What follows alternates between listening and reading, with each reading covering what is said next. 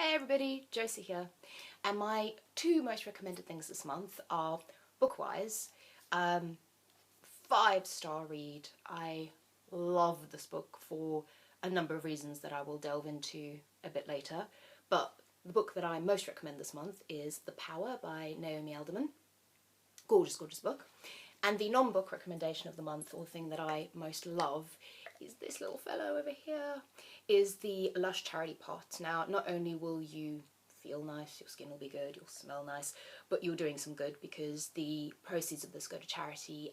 They help grassroots charities, and Lush as a company is fantastic. They're against animal cruelty, they're vegan, which is very important to me, and they're all around awesome people, so buy this. But moving away from charity pots, I'm going to talk about my month of August and what I read this month. And I started off with my most recommended book of the month, which was The Power. This one is just, it's freaking incredible. I mean, it is about, I'll read you the description on the back, and it sort of was tailor-made for me. So it basically says, all over the world, women are discovering they have the power. With a flick of the finger, they can inflict terrible pain, even death.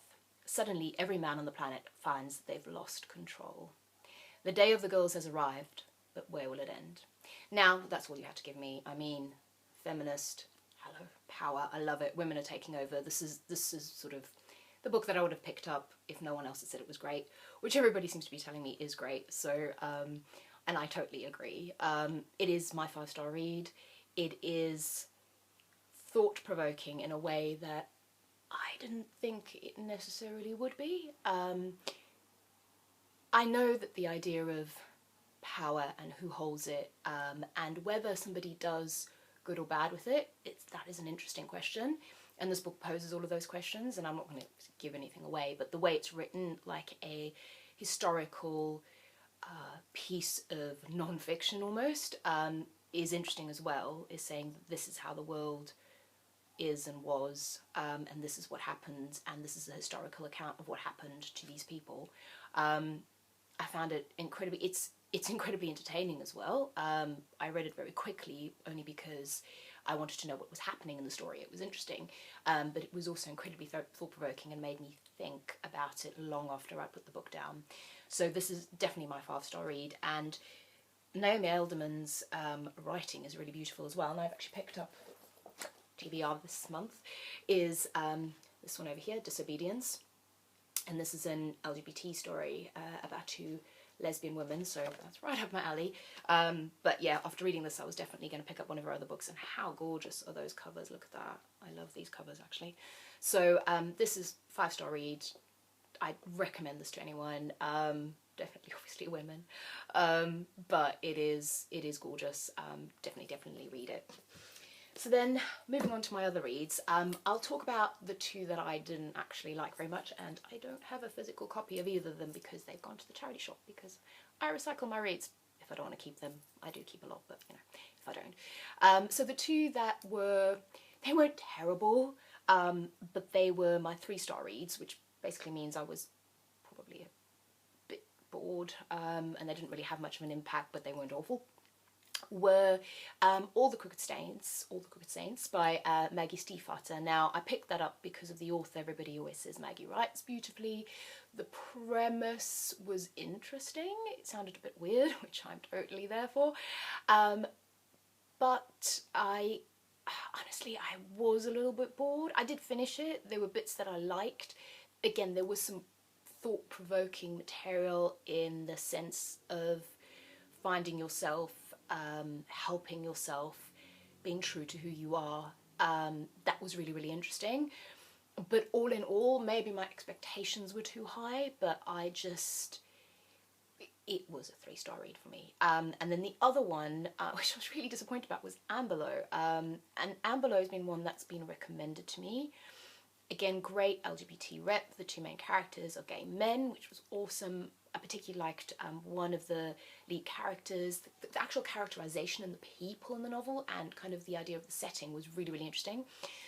The problem for me came with the plot, and I don't know if it was meant to be a thriller, but it wasn't very thrilling. and the political intrigue it just didn't excite me. I just found it a bit boring on those aspects. The characterization I loved, and if it had taken if the plot and the kind of thriller element of it had been better, I would have loved it. But as it was, it kind of bored me a little bit, hence the 3 stars. So the 3 stars really were for the characters and the rep that the book has, but I won't be reading up the follow-up because from the sounds of the blurb on the follow-up, it's more about the political intrigue rather than the characters. And yeah, no, not for me. So those 2 were not my favourite books of the month. But moving on to the books that I did love. So my first 4-star read of the month, and yes, I know why has it taken me this long to read this book, but it's this one here. It's The Hours by Michael Cunningham. Now, I realise everybody and their uncles probably read this book already, but I hadn't. And I saw it in a charity shop and I picked it up. Obviously the film had come out. I haven't seen the film yet. Off the back of the book, I'm definitely going to watch the film. But I wanted to read the book first. And I freaking loved it. It is beautifully written. It's not very long. It's a short book. You can get through it really quickly. But the 3 characters, the 3 different eras, the references to Virginia Woolf, who I love, the references to Mrs. Dalloway, who I've got that book over there, and this cover is gorgeous. So look at that cover. I'm loving these little reissued vintage classics. They're beautiful. So that's obviously on my shelf, and I'm going to be reading it this coming month because I need to read it. But yeah, I love this. I love the characters. Again, some really great LGBT rep in it. While it doesn't delve too deeply into it, but that idea of what have I done with my life, and is this how I actually want to live, and who am I really? And I always love those kind of questions in books and in films and in anything really. But really good. I loved it. I would definitely recommend it for maybe even 4.5-star read for me. Then the second book I read this month, and I'll be really honest, I picked this up mainly because I wanted to support the author because she is a out and proud queer lady, and it obviously has an LGBT characters and storyline in it, and it's this one here. We've got Cara Delevingne, Mirror Mirror. Now, those are the reasons I picked it up, because I'm going to support. I didn't think I'd like it quite as much as I did, but I am going to be totally honest, I freaking loved it. It was fun. It was quick because I wanted to know what happened. I sort of sat up quite late trying to finish it and find out, because it was a bit of a whodunit, and what happened to the character. At the beginning of the story, I'm not giving too much of the story away, but at the beginning of the story, one of the main character's friends is found in a river, sort of half dead, and she's in hospital, and while she's clinging on to life and recovering, her friends want to find out what happened to her. And that part of it was really engaging. It was interesting. I love the main character, Red. I don't know if you were not supposed to figure out that she was a girl, but I kind of did. But that doesn't matter. That was kind of revealed sort of towards the, I think, 2/3 into the book. But I love the fact that the descriptions of Red and how she identifies is almost non-binary, which you don't see in a lot of books. And I love that. I loved also that it was a queerly character that the story wasn't about her coming out, wasn't about her being gay, which was refreshing. As much as I love coming out stories, I think it's nice to just have queer characters in books doing other things, just living their lives, solving a mystery, finding their friends. It isn't necessarily about being queer, which is great, and I love that, and long may those kind of books continue. And frankly, Cara, write another book. It was good. I enjoyed it. And then the next book I read, that again was probably more of the vein of it is fun, is this one over here. And again, how beautiful is that cover? It's got yellow pages and then the stripy down the side. This is Caraval, and again, I'm probably the last person on the planet to read this book. Everybody's kind of said, this is a great book, you've got to read it, because I love The Night Circus. And this book actually it does remind me a little bit of The Night Circus. And a lot of people have said The Night Circus is better. It's probably true, but I found this fun, entertaining. There were bits in the story where it lagged maybe a little bit, but actually at the end, the twist, I did not see coming. Maybe I'm just lame that way, but I didn't see it coming, and I'll be honest, I definitely want to read Legendary, which is the follow-up to this, and also the character of the sister, with the twist at the end. I actually want to know what happens there. I'm more interested in that than following on from this character. So I'm hoping that the next book is only going to be about, well, not only, but is going to be about her and how this carries on, because I think that'll be really interesting. And like I said, I really liked it. Some people have been trash talking it. Sorry, I need some coffee. Some people have been trash talking it. I disagree. I really enjoyed it. It was fun. It was engaging. 3.5 to 4 stars. Great book. And I also realised, and I Instagrammed this, I was reading these two sort of at the same time, and I seem to have, you know, kind of colour coordinated my reading this month, which, yeah, it's always fun. Then the second last book, you'll be happy to know, is this one over here, and I seem to be having a beautiful cover month, I think, because this book, how stunning, look at the back, isn't that beautiful? And I don't always purchase hardbacks because I'm cheap, but this is gorgeous. So this is The House of Impossible Beauties by Joseph Cassara. This book, what can I say about this book? This book will make you laugh, make you cry. If this book doesn't break your heart, you do not have a heart to break. It is about a group of Latina drag queens, transvestites, transgender men in primarily the 1980s, and about their struggle for identity, their struggle for acceptance, for love. It focuses HIV. It's not a happy, cheery read necessarily. There are beautiful moments of just friendship and love that made me want to laugh and cry at the same time. But it won't necessarily leave you in a happy, cheery mood simply because, you know, there's some tough subject matter. And, you know, trigger warning if you've ever lost anyone to HIV. Yeah, you know, that's in here. But it is beautiful and heartbreaking and life-affirming, and also teach you to appreciate those around you, those that accept you, those that love you, and keep those people in your life. And I think it doesn't matter if you are interested in LGBT plus culture.